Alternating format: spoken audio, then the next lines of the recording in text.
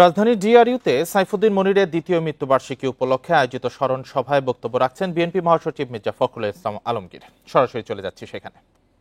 কি অবস্থার প্রেক্ষিতে শহীদ প্রেসিডেন্ট জিয়াউর রহমানের নেতৃত্বে এই দেশের মানুষ সেই ভারতীয় আধিপত্যবাদের বিরুদ্ধে বেরিয়ে এসে সম্পূর্ণভাবে নিজেদের পায়ে দাঁড়ানোর জন্য নতুন করে তখন বাংলাদেশ, স্বনির্ভর বাংলাদেশ তৈরি করার কাজে ঝাঁপিয়ে পড়েছিল।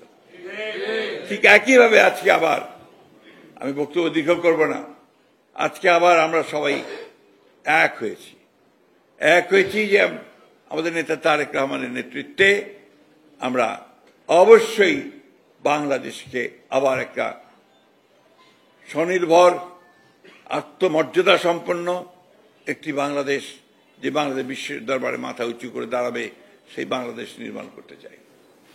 আমরা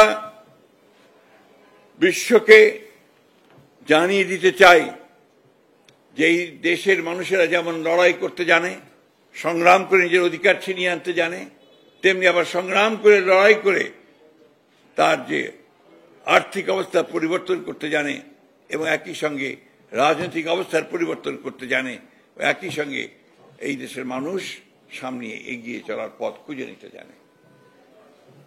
প্রিয় ভাই ও বন্ধুগণ, এই সামনের যে পরীক্ষা, এই পরীক্ষা কঠিন পরীক্ষা।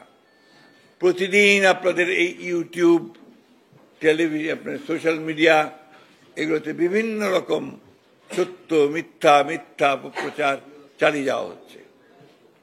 আমার বিশ্বাস যে আপনারা এখান থেকে সঠিক তথ্যটি বেছে নিতে সক্ষম। আমার বিশ্বাস এই দেশের মানুষ কখনো ভুল করে না। এই দেশের মানুষ সবসময় সঠিক পথে এগিয়ে যায়। শান্তিপূর্ণভাবে আমরা সেই প্রক্রিয়ার মধ্যে যেতে চাই, যেখানে একটি নির্বাচনের মধ্য দিয়ে জনগণ তার আস্থা প্রকাশ করবে এবং তাদের একটা পার্লামেন্ট বেছে নেবে এবং তাদের সরকার বেছে নেবে। আমি আপনাদের সকলকে আন্তরিকভাবে আবারও ধন্যবাদ এবং কৃতজ্ঞতা জানাচ্ছি যে আপনারা এখানে মনোযোগ দিয়ে শুনেছেন কথা। শুধু একটা কথা আপনাদেরকে আবার অনুরোধ করব, যে সুযোগ আমরা পেয়েছি